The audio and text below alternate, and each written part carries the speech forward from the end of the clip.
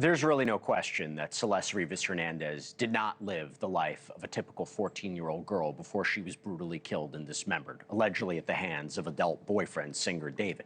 Celeste had been reported missing by her parents in February of 2024 and again in April. After the February report, Riverside County Sheriff deputies apparently found David's number in Celeste's phone records, and she returned home 2 days later. Now, Celeste's parents reportedly took her phone away after that February report, but apparently that didn't stop David from allegedly reaching out to this young girl, because prosecutors claim that David was able to get back in contact with her after allegedly paying one of her young classmates $1,000 to give her a cell phone that he purchased for her. And she vanished again, allegedly traveling on the road with David as a couple to Las Vegas and London, Texas, where his family lived. And Celeste's family has kept a very low profile ever since her decomposing body turned up in David's, or allegedly in David's Tesla back in September, understandably so. But after David was arrested, they made an appearance at this first court date, but decided not to speak to the public.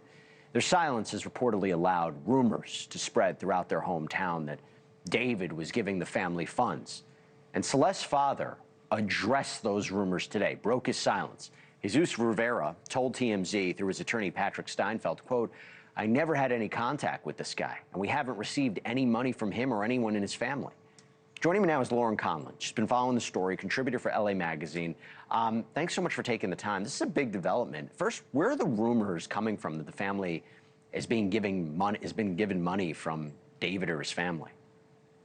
Yeah, Jesse, and just to clarify, Patrick Steinfeld actually blasted that email out to the media. So I received that as well. And I do remember hearing these rumors. I saw them on Reddit, and they allegedly came out of the hometown where the Rivas Hernandez family lives, Lake Elsinore. But I mean, look, I think that we all have questions, of course, about this international travel that she did.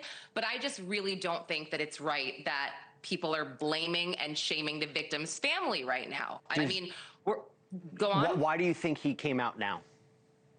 Well, I mean, at this point, I think enough is enough. And this photo, Patrick Steinfeld released to the media actually yesterday. And I did notice it sparked a trigger of like, let's blame the family. They, should have known better. They should have done that.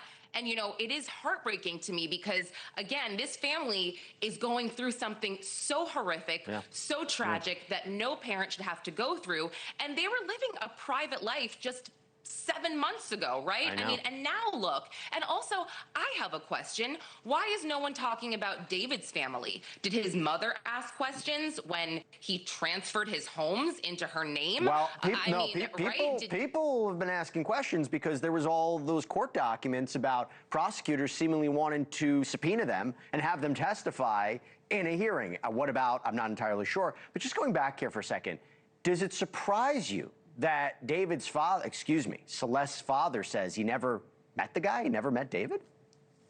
No, I mean, that doesn't surprise me. If you want to get technical, he does say, I never met him and we never received any funds. So, I mean, I have seen certain reports of possibly a cousin meeting David. But look, I mean, I went deep into her mom's Facebook when she first went missing. Her mom posted that she was just in anguish over her daughter not being with her. And again, I just feel like we're living in this crazy society where we blame the victims or the victim's family at this point, and we just don't know enough. I mean, again, I do have questions, right? There are certain things that are very concerning. How does this tie back to what prosecutors said? There was a prior investigation into David's alleged relationship with Celeste. This is before she disappeared. This is before she was killed.